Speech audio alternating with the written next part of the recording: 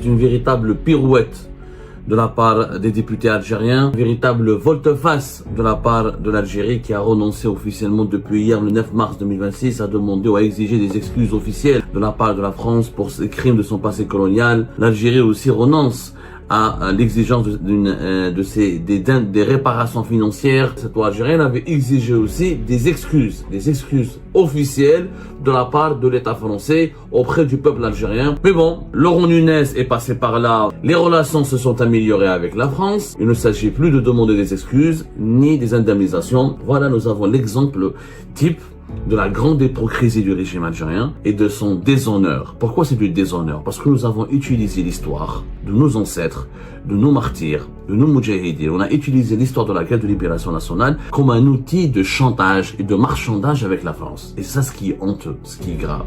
C'est que pour obtenir des concessions de la part de la France, pour contraindre la France à accepter un compromis avec le régime Tebboune, on a marchandé et on a fait du chantage sur le dos de nos martyrs. Ce n'est pas une carte politique. La mémoire d'un peuple n'est pas une carte politique.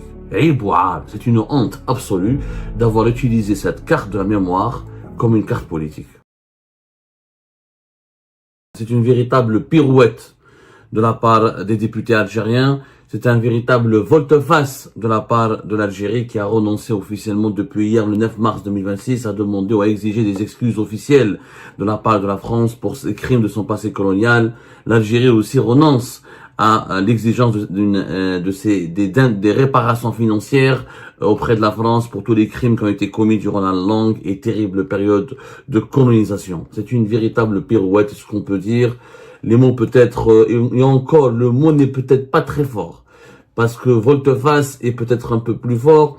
Pirouette ou une volte-face, c'est la même chose. Ça ne suffit pas pour décrire l'incroyable retournement de situation dont vient de faire preuve l'Algérie. C'est vraiment pas l'Algérie, c'est beaucoup plus ses dirigeants.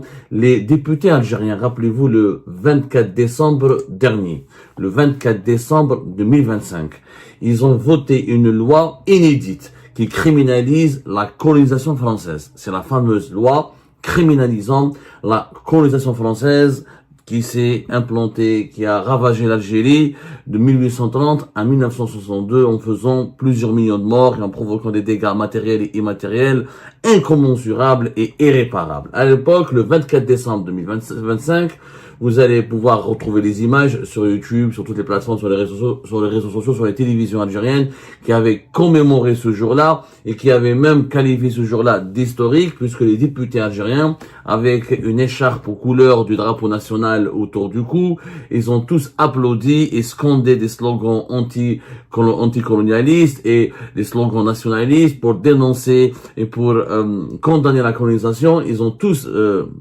ils étaient d'ailleurs ce jour-là debout dans l'hémicycle. Ils ont applaudi fortement l'adoption à la majorité absolue d'une loi qui fait porter à l'État français l'entière responsabilité juridique de son passé colonial et des tragédies qu'il a engendrées. À l'époque, cette loi avait même listé les crimes de la colonisation française en les jugeant imprescriptible. Elle a cité les essais nucléaires, les exécutions extrajudiciaires, les pratiques de la torture physique et psychologique, le pillage systématique des richesses. Et cette loi, pour la première fois de l'histoire depuis l'indépendance de l'Algérie, cette loi algérienne stipulait ou elle demandait ou elle exigeait à la France une indemnisation complète et équitable pour tous les dommages immatériels moraux engendrés par la colonisation française et un droit inaliénable, en le considérant comme étant un droit inaliénable pour l'État et le peuple algérien. Par la suite,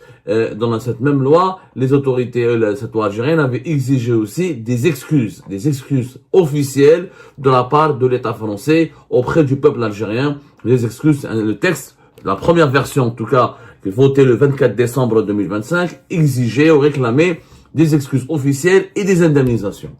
Mais bon, on est habitué en Algérie à l'incohérence, à l'extravagance et au volte-face.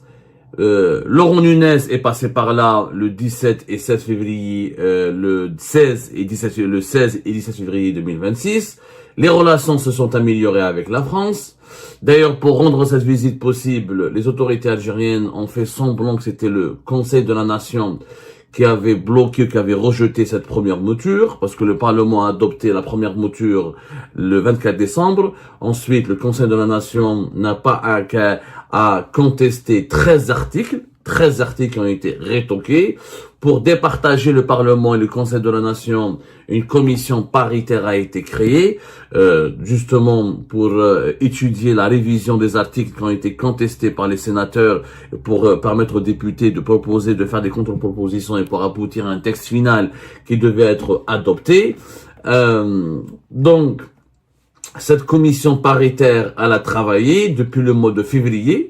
D'ailleurs, au mois de février, avant même l'arrivée de Laurent Nunez, le ministre français de l'Intérieur, elle avait rédigé un rapport qui date du 19 février 2026, dans lequel cette commission paritaire chargée d'harmoniser les positions du Parlement, à savoir l'Assemblée nationale en Algérie, du Conseil de la Nation, qui est l'équivalent du Sénat, elle avait proposé des modifications fondamentales et radicales aux articles qui causaient problème. Les principaux articles qui causaient problème sont les articles qui demandent des excuses ou donc qui permet à l'État, l'article qui permet à l'État algérien d'exiger ou de réclamer des excuses officielles à l'État français, et le fameux article qui réclame des indemnisations financières. À la fin, il y avait 13 articles, c'est les articles 1, 5, 7, 9, 10, 15, 16, 17, 18, 20, 21, 25 et 26 qui ont été discutés, qui ont été amendés, parce que ce sont les articles qui ont fait l'objet de désaccords entre les parlementaires et les sénateurs.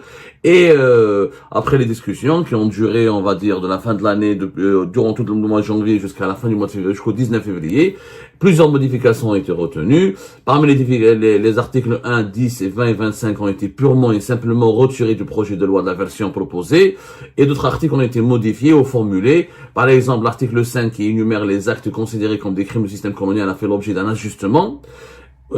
Alors que la commission aussi paritaire, elle a modifié aussi l'article 7 relatif avec la collaboration, parce qu'il y avait un article, l'article 7 dans la version de la loi qui a été adoptée par le Parlement algérien le 24 décembre 2025, qui considérait comme haute trahison toute forme de collaboration avec les forces coloniales à l'époque pour qualifier les harkis. Le mot haute trahison a été enlevé, le mot haute a été enlevé, on a gardé le mot trahison.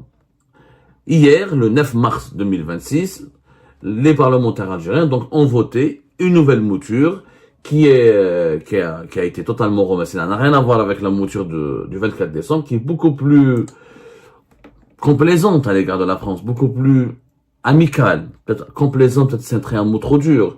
En tout cas, qui est beaucoup plus amicale à l'égard de la France, puisque il ne s'agit plus de demander des excuses, ni des indemnisations, et le mot haute trahison a été, on va dire, atténué. On ne parle que de trahison.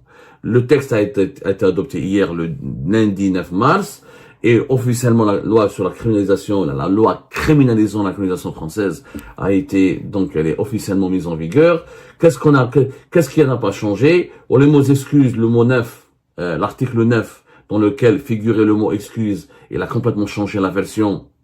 L'article a été complètement reformulé. L'État algérien maintenant, il est écrit dans la nouvelle loi la nouvelle version de la loi qui a été adoptée hier, que l'État algérien n'œuvre pas pour obtenir des excuses de la part de la France, mais il œuvre par tous les moyens et outils juridiques et judiciaires dans un cadre qui garantit la reconnaissance officielle par l'État français de son passé colonial. On parle plus d'excuses, on parle des reconnaissances officielles. La reconnaissance officielle et les excuses sont deux termes très différents, mais aussi deux notions complètement différentes. Les excuses, ça veut dire qu'un État doit présenter son chef d'État ou ses autorités suprêmes doivent présenter des excuses publiques à l'égard vis-à-vis d'un autre pays qui a été agressé, qui a été malmené ou qui a été injustement maltraité. Ça s'appelle des excuses. La reconnaissance, c'est juste une loi ou une déclaration ou un acte qui permet à un État étranger de reconnaître sa responsabilité dans des crimes ou dans des pratiques qui ont porté préjudice à l'intégrité morale ou territoriale ou aux valeurs d'un autre pays. Donc, on est dans la reconnaissance est une notion nettement plus inférieure que la notion d'excuse, qui est la notion la plus forte dans les relations entre les États. Pour les harkis, donc, je l'ai expliqué, on parle plus de haute trahison, mais uniquement de trahison. On a enlevé haute. Par contre, concernant les emprisonnements et les incarcérations dont peuvent être victimes les Algériens et les Algériens en parlant de l'histoire du pays, ces articles n'ont pas été changés. Ainsi, il y a un article dans cette loi qui dit que quiconque qui promeut la colonisation par le biais d'activités médiatiques, académiques, culturelles ou politiques visant à faire revivre, diffuser ou louer les idées coloniales et à nier leur importance historique sera puni d'une peine d'emprisonnement de 5 à 10 ans. Et d'une amende de 50 000 à 100 000 dinars. Par ailleurs, une peine de prison de 3 à 5 ans, une amende de 100 000 à 10 000 dinars. Et elles sont prévues aussi, cette peine elle est prévue à l'encontre de quiconque qui glorifie le colonialisme par des paroles, des actions, des gestes, des écrits, des dessins, ou la publication de vidéos, d'images ou d'enregistrements audio visant à justifier le colonialisme ou à faire son apologie. Donc les peines de prison dont peuvent être victimes les Algériens et les Algériens en Algérie n'ont pas été changées, rien n'a été reformulé, mais on n'en demande plus des excuses et on ne demande plus des réparations financières à la France. Et pourtant, le 24 décembre, la presse algérienne, affiliée au régime Tebboune, les députés algériens nous ont fait croire que c'est bon, que l'Algérie a décidé de défier la France, que l'Algérie a décidé d'infliger une leçon morale à la France, que l'Algérie a décidé de poursuivre la France devant le tribunal de l'histoire et de la morale, pour lui exiger, pour la faire plier, pour obtenir des réparations officielles. Et ben tout cet enthousiasme, toute cette rhétorique nationaliste a par enchantement disparu, et comme par hasard, la disparition de cette rhétorique anti-française et nationaliste et anticolonialiste, elle correspond au moment où il y a eu un rapprochement entre l'Algérie et la France et l'État français à la suite de la visite qualifiée de succès de Laurent Nunez, le ministre français de l'Intérieur. Voilà, nous avons l'exemple type de la grande hypocrisie du régime algérien et de son déshonneur. Pourquoi c'est du déshonneur? Parce que nous avons utilisé l'histoire de nos ancêtres, de nos martyrs, de nos moudjahidines. On a utilisé l'histoire de la guerre de libération nationale comme un outil de chantage et de marchandage avec la France. Cette loi a été adoptée le 24 décembre, justement pour envoyer un message politique à la France. Laurent Nunez avait annulé sa visite qui était prévue avant fin d'année 2025.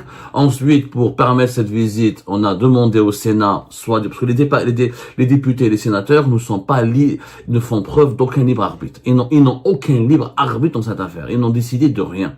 Leur volonté, rien n'a été décidé de leur propre chef. On leur a demandé d'en haut de bloquer cette loi et de réviser les articles qui ont dérangé la France, parce que ce qui a dérangé les autorités françaises, c'est les réparations financières et les excuses.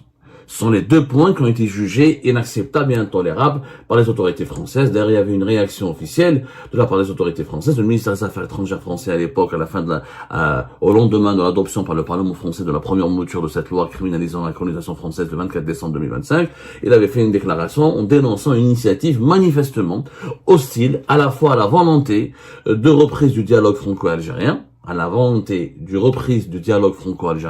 à un travail serein sur les enjeux mémoriels, et même le Quai d'Orsay, la diplomatie française, elle a même indiqué qu'elle continue de travailler à la reprise d'un dialogue exigeant avec l'Algérie, notamment sur les questions sécuritaires et migratoires. Clairement, les autorités françaises à l'époque n'avaient pas du tout cette loi, en tout cas criminalisant la colonisation française, n'était pas du tout du goût des autorités françaises. Et les deux points, on le sait, on l'a même dit, les deux points qui ont été controversés, sulfureux, qui ont beaucoup exaspéré la France, c'est la réclamation d'excuses officielles et les indemnisations financières. Même si cette loi n'a aucune portée internationale juridiquement, elle ne pouvait donc pas obliger la France à verser quoi que ce soit à l'Algérie ou à adopter n'importe quelle ou à faire aucune concession, parce que juridiquement l'Algérie ne peut pas contraindre la France. Une loi algérienne, elle n'est pas contraignante à l'encontre de l'État français, mais elle était symbolique.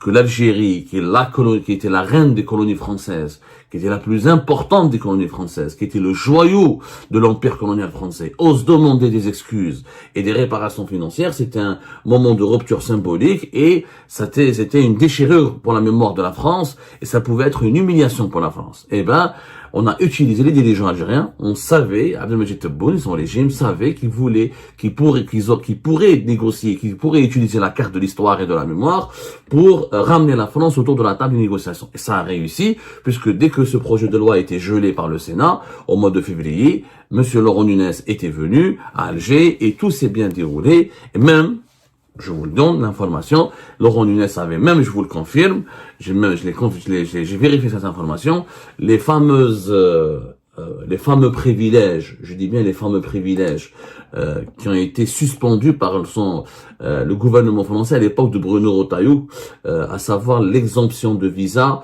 de court séjour pour les dirigeants algériens titulaires de passeports diplomatiques et pour leurs familles. Le fameux accord de 10 juillet 2007 qui était entré en vigueur en 25 août 2008. Depuis